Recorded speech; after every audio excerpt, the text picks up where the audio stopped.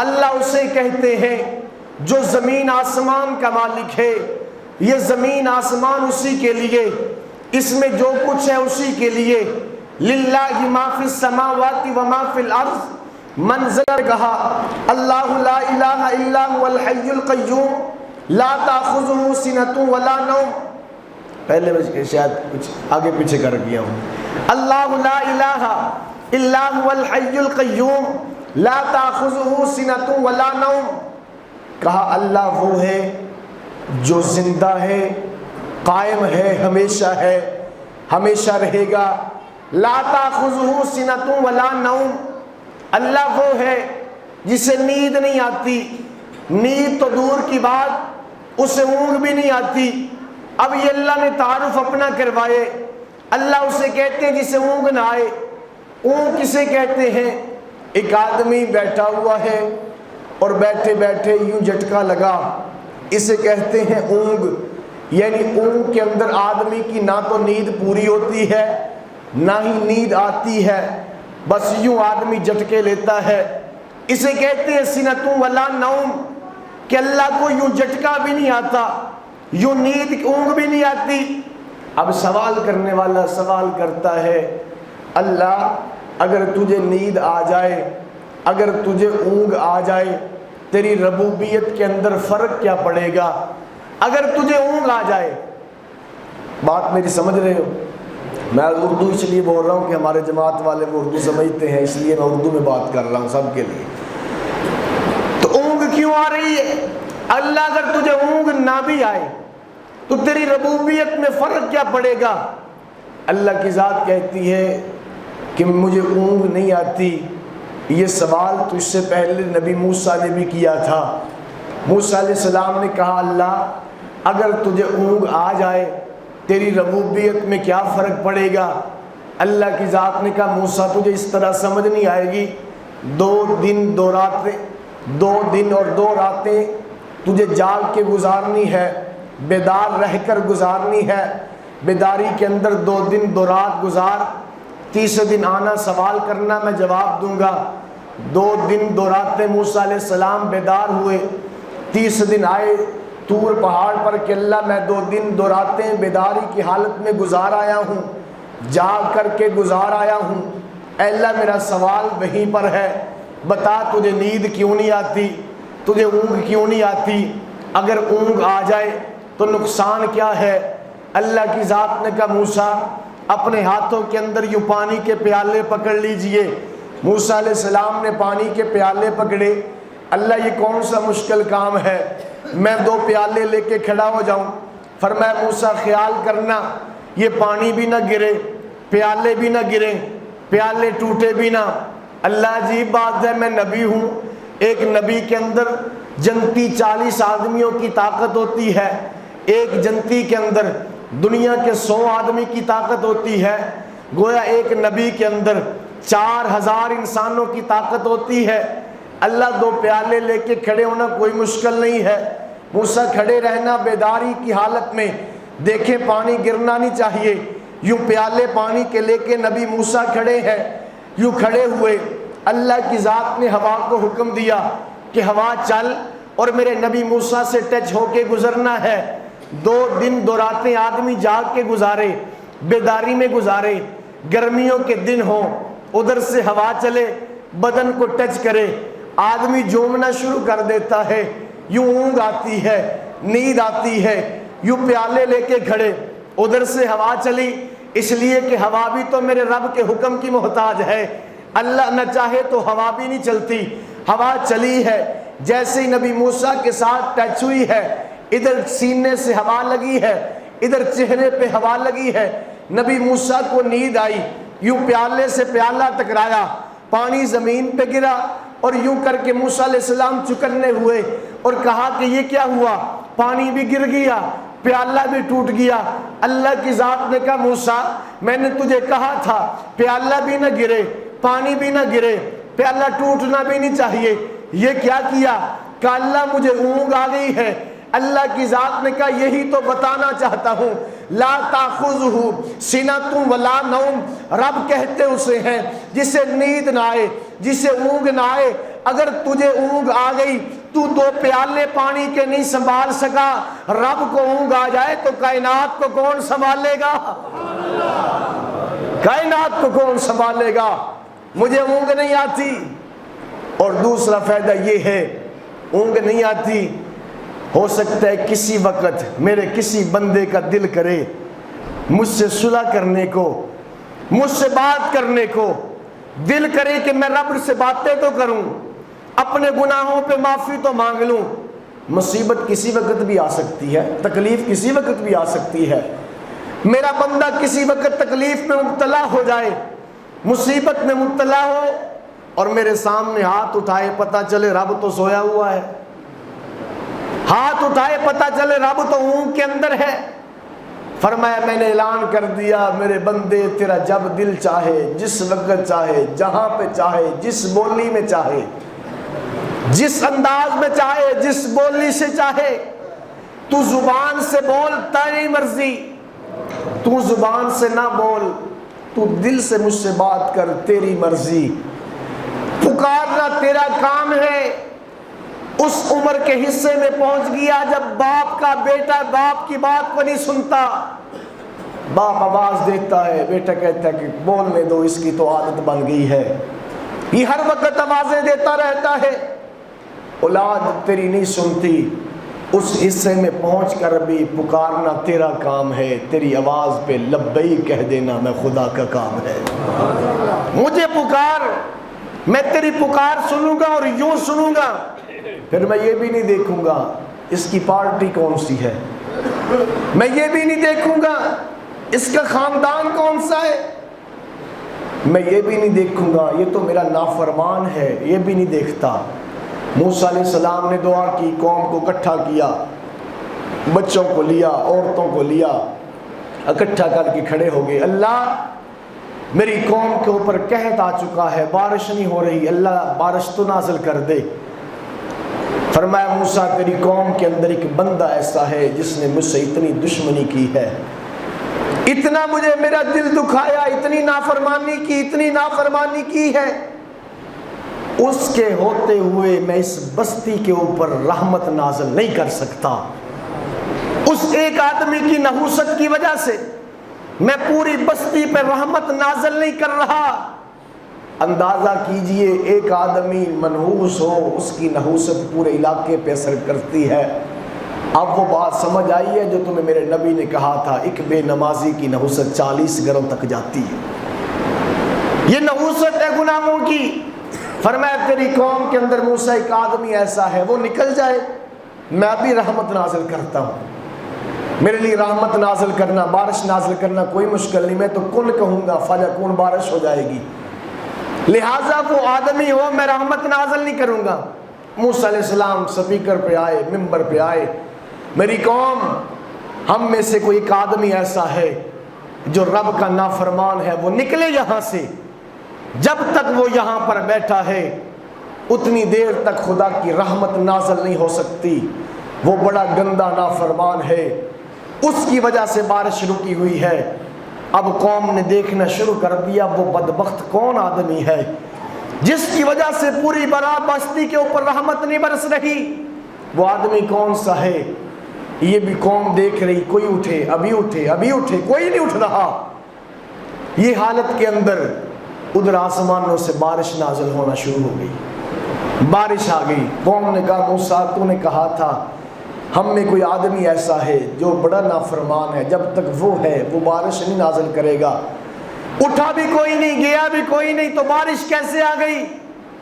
موسیٰ علیہ السلام بھی پریشان، اللہ کے سامنے عرض کی یا اللہ عجیب معاملہ ہے، مجھے کیا کہا ہے اور بارش نازل کر دی ہے۔ اللہ کی ذات نے کہا موسیٰ جس کی وجہ سے میں نے بارش روکی ہوئی تھی اسی کی وجہ سے میں بارش نازل کر رہا ہوں۔ اس نے مجھ سے صلح کر لی ہے، مجھ سے معافی مانگ لی ہے۔ اللہ کیسے معافی مانگ لی؟ فرمایا کہ اس نے دل ہی دل کے اندر توبہ کی، اللہ بڑا گناہ گار ہوں، گندا ہوں، آج تک تو نے میرے عیبوں پہ پردہ پایا ہوا ہے، آج بھی پردے پا دے، آئندہ نہیں کروں گا، آج پردے ڈال دے، میں اٹھ کے جاؤں گا، میری برادری بیٹھی ہے، میرا کنبہ قبیلہ بیٹھا ہے، میرے علاقے کے محلے کے بستی کے لوگ کیا کہیں گے اللہ، میں اتنا ہی برا ہوں، مجھے تو جانتا ہے۔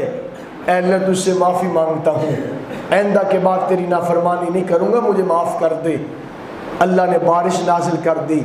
موسیٰ علیہ السلام نے کہا اللہ اچھا وہ آدمی دکھا تو صحیح کہ جس کی وجہ سے تو نے بارش روکی تھی، پھر اسی کی وجہ سے نازل کر دی، وہ آدمی تو دکھا دے کہ اس نے تجھ سے صلح کیسے کر لی، کن الفاظ سے کر لی، وہ آدمی تو دکھا۔ اللہ کی ذات نے کہا موسیٰ جس وقت وہ میرا نافرمان تھا میں نے اس وقت تجھے نہیں بتایا، اب تو میرا یار ہے، اب کیسے بتا دوں، اب تو اس نے مجھ سے صلح کر لی، اب کیسے بتاؤں۔ میرے بھائیو دوستو بزرگوں، وہ رب بڑا کریم ہے، وہ رب بڑا کریم ہے، آج معافی مانگ لو۔ میں کہہ رہا تھا پچھلے رمضان میں کتنے لوگ یہاں بیٹھے تھے، حیات ماچی بابا ہوا تھا، بابا صحیح تھا، یہاں بیٹھا ہوتا تھا، آج نہیں ہے۔ یہ رمضان اگلے سال آئے گا، یہی پہ ممبر پہ بیٹھنے والا جو ہوا عمر زندگی جس دی رہی رمضان تک، وہ بیٹھ کے کہے گا پچھلے سال یہاں پہ یہ تھے، آج نظر نہیں آ رہے۔ یہ زندگی دھوکے کا نام ہے، یہ زندگی جانے والی ہے۔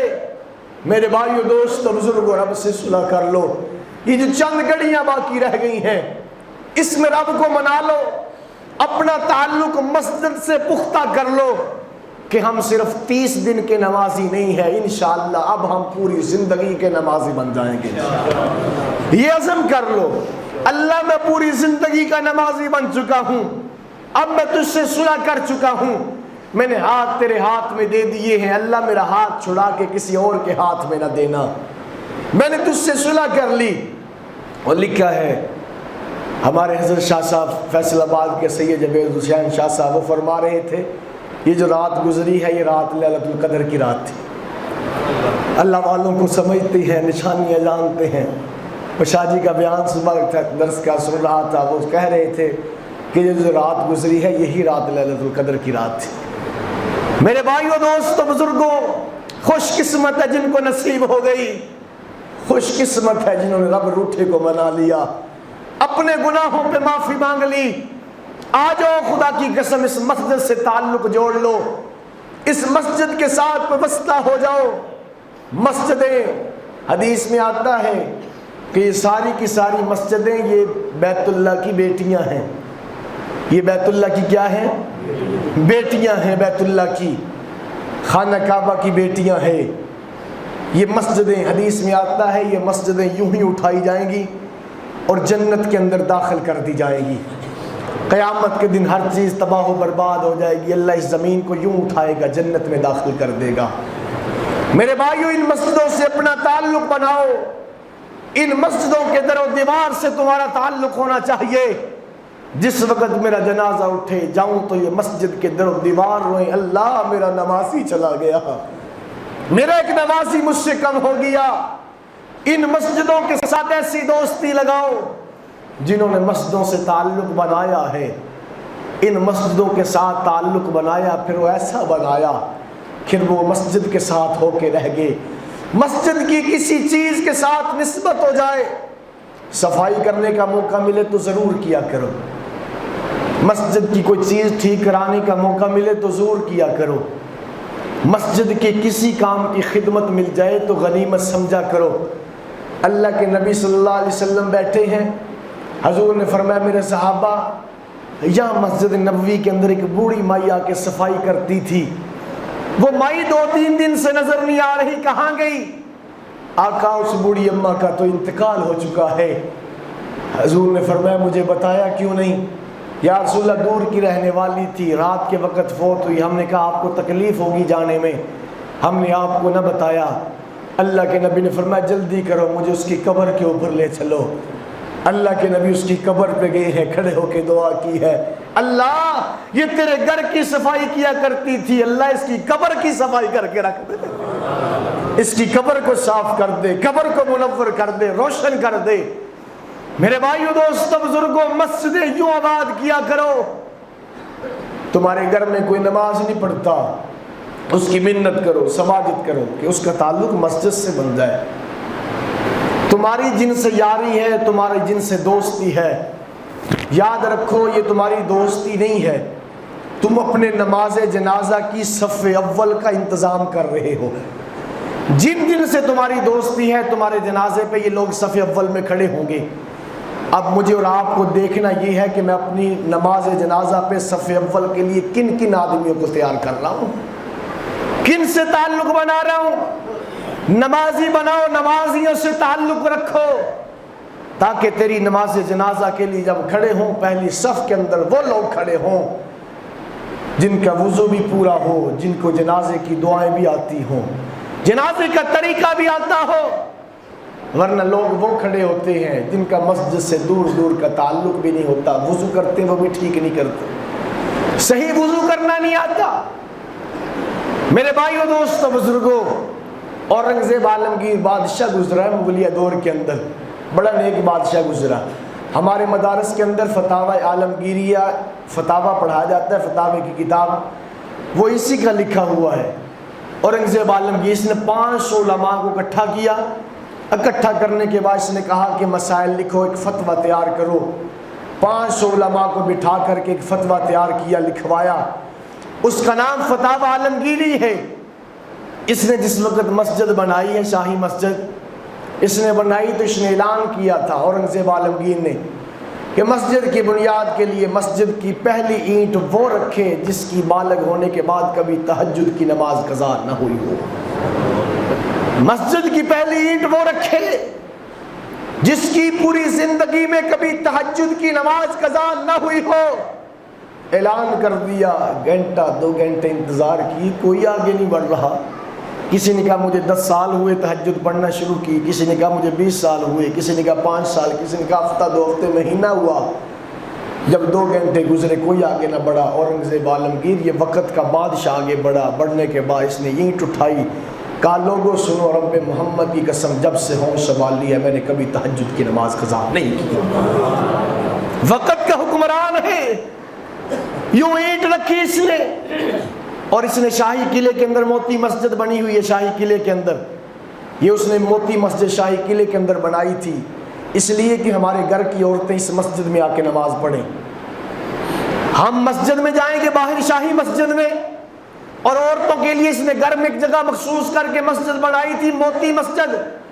گھر والی عورتوں کو, لونڈیوں کو, نکرانیوں کو پابند کیا تھا, نماز تم نے یہاں پڑھنی ہے, آ کر جماعت جو ہے پابندی کے ساتھ تم نے وقت کے اوپر نماز پڑھنی ہے.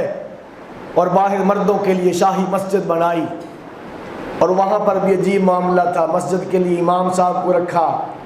ایک دن گھر سے لیٹ آیا, نماز کا وقت کچھ اوپر ہو چکا تھا. جب آیا, آ کر اس نے پوچھا کہ امام صاحب سے کہ حضرت نماز کھڑی نہیں کی, وقت 1-2 منٹ اوپر ہو چکی, نماز کھڑی کیوں نہ کی؟ تو امام صاحب نے کہا کہ جی بادشاہ وقت کا انتظار ہو رہا تھا. حضور آپ کا انتظار ہو رہا تھا اس لیے نماز مؤخر کر دی. کہا اچھا پڑھاؤ نماز.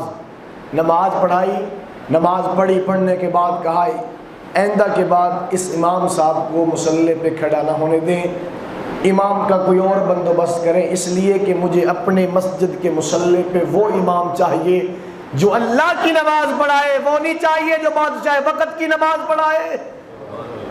مجھے وہ امام چاہیے جو اللہ کی نماز پڑھائے, وہ نہیں چاہیے جو بادشاہ وقت کی نماز پڑھائے.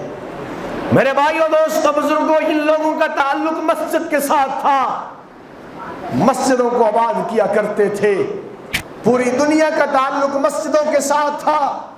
آج مسلمان ذلیل خوار اس لیے ہو رہا ہے کہ ہمارا تعلق مسجد سے ٹوٹ چکا ہے. ہم نے مسجد سے تعلق توڑ دیا. اس مسجد کے بارے میں سوچا کریں کہ یہ مسجد آپ کو کیا دیتی ہے اور آپ اس مسجد کو کیا دیتے ہیں. مسجد نے مجھے کیا دیا, میں نے مسجد کو کیا دیا. میرے بھائیوں دوستو بزرگوں, میں نے پچھلے سے پچھلے جمعے کے اندر بھی عرض کیا تھا کہ نسبتوں کا حیا کرو. حیا کرو کہ یہ دروازے بند رہنے دو. اگر یہ دروازے کھلتے گئے تو میرے بھائیوں پھر کھلتے جائیں گے, پھر رسول اللہ کی ذات بھی محفوظ نہیں رہے گی. عالم کے اوپر زبان بند کر لو, مسجد کی حرمت کو پامال نہ کرو, رسول اللہ تک جاؤ گے. اور کل وہی ہوا ہے, رسول اللہ کے شہر کے اندر میرے نبی کے مسجد کا تقدس پامال کیا گیا، مسجد نبوی کی بے حرمتی کی گئی۔ اس مسجد کی میں کسی پارٹی کا نہ حمایت کر رہا ہوں نہ تردید کر رہا ہوں، اس لیے کہ ہم نے حکمرانوں کے کلمے نہیں پڑھے، ہم نے محمد عربی کا کلمہ پڑھا ہے، رسول اللہ کا کلمہ پڑھا ہے۔ یہ جتنے بھی دنیا دار لیڈر ہیں یہ ہمارے کسی کام نہ آئے ہیں نہ آئیں گے، ہمارے کام رسول اللہ کی ذات آئے گی، خدا کی ذات آئے گی، یہ بعد میں ہے وہ پہلے ہے۔ اس جگہ کی پامالی کی گئی، بے حرمتی کی گئی، اس جگہ کی بے حرمتی کی گئی جہاں پہ جا کے جنید بغدادی، امام غزالی جیسے لوگ سانس بھی اونچا نہیں لیتے تھے کہیں نبی کی بے ادبی نہ ہو جائے۔ رسول اللہ کی قبر قریب ہے جس کے بارے کے اندر قرآن کے اندر سورہ حجرات کے اندر 26 پارے کے اندر اللہ کی ذات نے کہا یا ایھا الذین آمنوا لا ترفعوا اصواتکم فوق صوت النبی ولا تجہروا لہ بالقول کجہر بعضکم لبعض ان تحبط اعمالکم وانتم لا تشعرون۔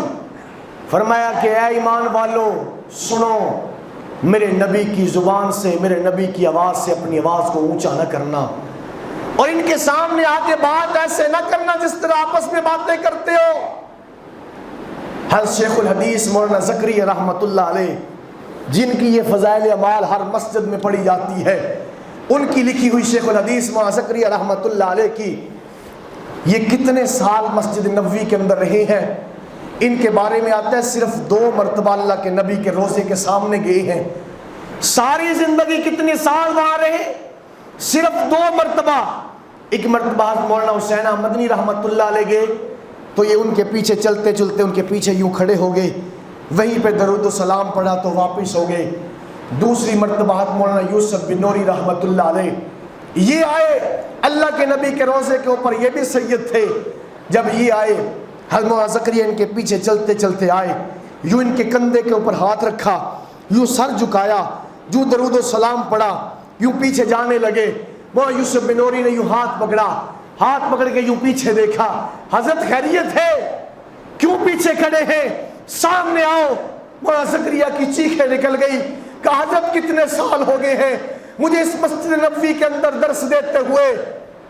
فرمایا صرف 2 مرتبہ نبی کے سامنے آیا ہوں روزے پر، میری ہمت ہی نہیں پڑتی کہ آقا کا سامنا کر سکوں، میں تو اتنا گندا ہوں، میں ان کا سامنا کرنے کی جرت نہیں کرتا۔ تم نبی کے خاندان کے لوگ ہو، نبی کی خاندان کے لوگ سید لوگ ہو، تم آئے ہو، میں نے یوں پیچھے ہاتھ رکھ کے سلام پڑھا ہے، آپ کے پیچھے کھڑا ہوں کہ رسول اللہ کی نگاہ آپ پر تو پڑے گی، جو آپ پر پڑے گی کچھ حصہ مجھے بھی نصیب ہو جائے گا، یہی کافی ہے، یہی کافی ہے۔ اندازہ کیجئے کہاں پہ شیخ زکریا، عاجزی کا عالم کیا ہے۔ قاسم نانوتوی رحمۃ اللہ علیہ جاتے ہیں، اپنی جوتیاں اٹھاتے ہیں، بغلوں میں دیتے ہیں، ننگے پاؤں چلنا شروع کر دیا۔ حضرت مدینے کے بازار جو ہے پتھر ہے، پتھریلے بازار ہیں، جوتے پہن لو۔ حضرت نانوتوی نے فرمایا نہیں میں نہیں پہنتا، میرے پاؤں زخمی ہو جائے برداشت ہے، میں جوتا پہنوں کہیں اس گلی میں نبی گزرے ہوں، اللہ کے نبی کے قدم کے اوپر میرا قدم آ جائے، میں یہ برداشت نہیں کر سکتا، پاؤں زخمی ہو جائے برداشت ہے۔ یہ ہے اس شہر کا ادب۔ لیکن میں اکثر کہا کرتا ہوں ان نوجوانوں کو عمرے پہ نہ جانے دیا کرو، یہ نوجوان کو عمرے پہ بھیجو تو کسی اہل اللہ کی صحبت میں بٹھا کر کے بھیجو۔ اکثر لوگ کرتے کیا ہیں، اس پاکیزہ ہستی پاکیزہ جگہ پر جا کر یوں اللہ کے نبی کا روزہ ہے، ادھر یہ نوجوان یوں پچھاڑی کی نبی کے روزے کی طرف، یوں موبائل نکالا، یہ نبی کا روزہ، ادھر منہ ہے، پیچھے پشت کر دی ہے، انہیں پتہ نہیں ہے کس کو پشت کر کے کھڑے ہیں، انہیں پتہ نہیں ہے کس کو قبر کر دی، کس کو پیٹھ کر دی ہے، کہ جن کے سامنے فرشتے بھی ادب سے آیا کرتے تھے۔ ابو بکر عمر کہتے ہیں ہماری جرت نہیں ہوتی تھی جب تک نبی نہ بولنے کہ ہم بول پڑے، ہم ڈرتے بیٹھتے تھے، یوں کن اکھیوں کے ساتھ اللہ کے نبی کو دیکھا کرتے تھے، یوں کن اکھیوں کے ساتھ اللہ کے نبی ہمیں دیکھا کرتے تھے۔ اس روزے کے اوپر کھڑے ہو کے جا کے یہ لوگ یوں پچھاڑی نبی کو کرتے، یوں پیچھا کرتے ہیں، اور کل اس نبی کے روزے کے اوپر کھڑے ہو کر چور چور کے نعرے لگائے گئے۔ ہمارے حکم کے لیے حکمران گئے وہاں پر، تمہیں اختلاف ہے ان سے کرو، ان کو مار دو، انہیں اختلاف جتنا ہے کرو، لیکن جگہ کا تو حیا کرو، کس جگہ پہ کھڑے ہیں، کس جگہ پر کھڑے ہیں؟ خدا کی قسم اگر آج ان کو لگام نہ دی گئی، اگر آج ان کے خلاف کوئی ایکشن نہ لیا گیا، پھر دیکھنا ایک وقت وہ بھی آئے گا، یہ حکمران لوگ اللہ کے نبی کے روزے پہ جائیں گے، ان کے مخالفین وہیں پہ کھڑے اور ان کو جوتے بھی ماریں گے، اور وہ جوتے نبی کے روزے کی جالیوں پہ پڑیں گے۔ یہ ایسا وقت آنے والا، یہ آئے گا۔ میرے بھائیو، دوستو، بزرگوں، لاکھ اختلاف ہے، تم اختلاف کرو، لیکن خدا را جس پارٹی کے ساتھ بھی ہو، تمہارا لیڈر کوئی غلط کام کرے، سب سے پہلے تمہاری آواز بلند ہونی چاہیے اور کہنا چاہیے کہ ٹھیک ہے، ہم اس کو لیڈر مانتے ہیں، اسے ووٹ دیں گے، لیکن یہ کام غلط کیا ہے، ہمیں رسول اللہ کی عزت عزیز ہے، اس لیڈر کی عزت عزیز نہیں ہے۔ رسول اللہ صلی اللہ علیہ وسلم کا پیغام، اور قرآن کہتے ہیں وہاں پہ آواز اونچی نہ کرو، اگر تمہاری آواز اونچی ہو گئی تو ہوگا کیا؟ فرمایا رب تمہارے اعمال کو ضائع کر دے گا، تمہیں پتہ بھی نہیں چلے گا۔ تو میرے بھائیو، دوستو، بزرگوں، پچھلے جو ہے ابھی چند دن پہلے بھی ایک مسجد کے اندر، تیمرہ گرا کے اندر ایک مسجد کے اندر لوگ تراویح کے دوران وہاں پہ داخل ہوئے، امام صاحب کی داڑھی کو پکڑا، مارا اس کو، مسجد کی بے حرمتی کی۔ علماء اس وقت چپ رہے، اس وقت روک لیا جاتا، زبان بلند کر لی جاتی تو آج مسجد نبوی کا حسن بچ جاتا، نبی کی مسجد کا عزت بچ جاتی۔ اس وقت خاموش ہو گئے، بھی اگر کہیں گے تو لوگ کہیں گے جی ہمارے خلاف کیا ہے، سیاسی بیان کر رہے ہیں، فلاں کر رہے ہیں، یہ کر رہے ہیں، اس وقت خاموش ہو گئے۔ آج اس نبی کے روزے پہ لوگوں تمہارے سامنے ہاتھ جوڑتا ہوں، یہ مسجدیں بڑی دیر کے بعد اب کھلی ہیں، بیت اللہ بند ہو چکا تھا ہمارے گناہوں کی وجہ سے، رسول اللہ کا دروازہ بند ہو چکا تھا ہمارے گناہوں کی وجہ سے، بڑی دیر کے بعد یہ کھلے ہیں۔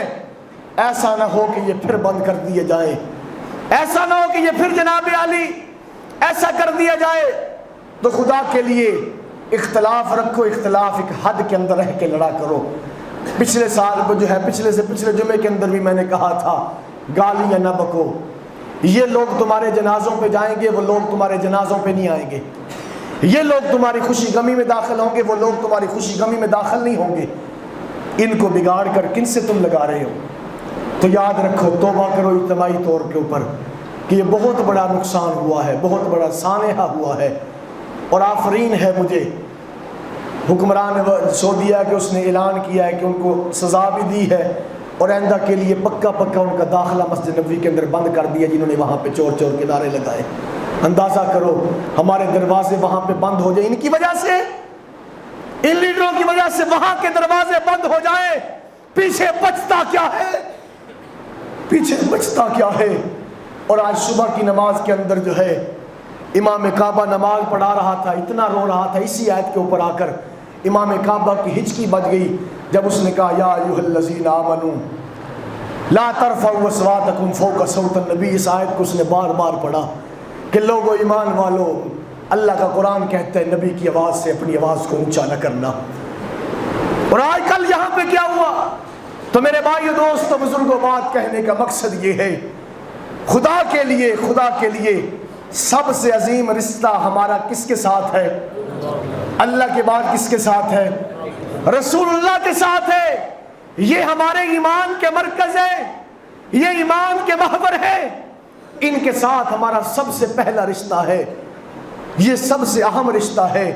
ہم پیدا ہوتے تو پیدا ہوتے ہمارے کان کے اندر بتا دی جاتا ہے اللہ کا بندہ ہے، محمد کا امتی ہے، اشہد ان لا الہ الا اللہ کہہ کے، اشہد ان محمد رسول اللہ کہہ کے، کہیں ایسا تو نہیں غلامی سے آزاد کرتے کرتے ہمیں رسول اللہ کی غلامی سے بھی آزاد کر دیا جائے، ایک حدود کے اندر ہو۔ لیکن ہمارے یہاں ہوتا کیا ہے، اگر نواز شریف کوئی بات غلط کرتا ہے تو اس کا سپورٹر کبھی اس کے خلاف بات نہیں کرتا، کہتا جی میرا لیڈر ہے۔ اگر عمران خان کرتا ہے تو اس کا سپورٹر کبھی اس کے خلاف بات نہیں کرے گا، صفائی دے گا، صفائی دے گا۔ یاد رکھو، خدا کی قسم دے کے کہہ رہا ہوں، بار بار کہہ رہا ہوں، یہ پارٹیاں آنے جانے والی چیزیں ہیں، یہ بادشاہتیں آنے جانے والی چیزیں ہیں۔ قبر کے اندر بھی رسول اللہ کام آئیں گے، حشر کے اندر بھی رسول اللہ کام آئیں گے۔ اس لیے اگر تمہارا کوئی لیڈر یہ دنیا دار غلط بات کرتا ہے تو سب سے پہلے تم نکلے، تاکہ لوگوں کو شعور ہو، پتہ چلے دنیا کفر کو کہ یہ لیڈر کسی کو بھی مانے، ان کا سب سے بڑا لیڈر آمنہ کا لال ہی ہے۔ کسی کو ووٹ دے، لیکن جب نبی کی بات آ جائے، قرآن کی بات آ جائے، نبی کے صحابہ کی بات آ جائے، نبی کے گھرانے کی بات آ جائے، پھر یہ اپنی پارٹیوں کو پیچھے کر دیتے ہیں، اپنے ایمان کو آگے رکھ لیا کرتے ہیں۔ یہ سبق جانا چاہیے، یہ میسج جانا چاہیے۔ ایسا نہ ہو کہ لوگ ڈگڈگی پہ جائیں کہ ہم نے تو نواز شریف کے ذریعے سے آدھوں کو ہم نے جو ہے اپنی مرضی کا دین دے دیا، آدھوں کو ہم نے عمران خان کے ذریعے سے اپنی مرضی کا دین دے دیا، جو اس کے سپورٹر ہیں وہ بھی بات نہیں کریں گے، جو اس کے ہیں وہ بھی بات نہیں کریں گے۔ ایسا نہ ہو، بات ہونی چاہیے، حق کی ہونی چاہیے، قرآن کی ہونی چاہیے، ایمان کی ہونی چاہیے۔ کرو گے انشاءاللہ؟ بات کرو گے انشاءاللہ؟ جو غلط ہے اسے غلط کہو گے انشاءاللہ؟ یہی بات ہے، غلط کو غلط کہنا چاہیے۔ تو آخر کے اندر جو ہے میں کہہ رہا تھا کہ ان مساجد نے ہمیں کیا دیا، اور مساجد کو ہم نے کیا دیا۔ پورا سال یہ مسجد ہمیں جو ہے بجلی دیتی ہے، یہ مسجد ہمیں جو ہے پاکیزہ ماحول دیتی ہے، امام دیتی ہے، خطیب دیتی ہے، یہ پاکیزہ ماحول ہمیں دیتی ہے۔ اور سال کے اندر آخری جمعہ جو ہے ہم اس مسجد کی جو ہے تعاون کے لیے رکھتے ہیں، ہر سال یہی ہوتا ہے، آخری جمعہ۔ پورا سال مسجد ہمیں دیتی ہے، قرآن دیتی ہے، نبی کا فرمان دیتی ہے، اور ہمیں سکون دیتی ہے، آپس میں جوڑتی ہے مسجد کے اندر آ کے۔ ہم اس مسجد کو سال کے بعد کیا دیتے ہیں؟ تو آخر کے اندر یہی کہوں گا